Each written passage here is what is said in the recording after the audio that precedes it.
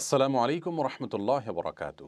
আলহামদুলিল্লাহ ওসলাত আসসালামু আলা রসুলিল্লাহ বাদ। সুপ্রিয় দর্শক শ্রোতা ভাই বোন, রমাদান মাসে মা বোনদের অনেক সময় মাসিক আরম্ভ হয়ে যায়, যার কারণে তারা সলাৎ সিয়াম সহ এই সমস্ত ইবাদতগুলো তারা পালন করতে পারেন না, কারণ মাসিক অবস্থায় নামাজ পড়া রোজা রাখা নিষিদ্ধ।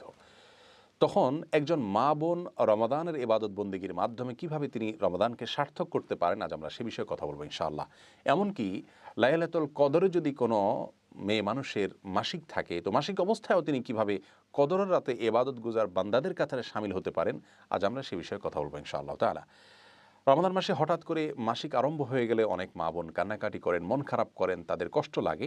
এই কষ্ট লাগা ইসলাম শরীয়তের দৃষ্টিকোণ থেকে প্রশংসনীয়, কারণ ইমানদার ব্যক্তি ভালো কাজ করার পরিকল্পনা ছিল কিন্তু করতে পারেননি, এরকম পরিস্থিতিতে এসে তার মধ্যে কষ্ট লাগা কাজ করবে, সেটা তার ইমানদারিত্বেরই পরিচয় বহন করে।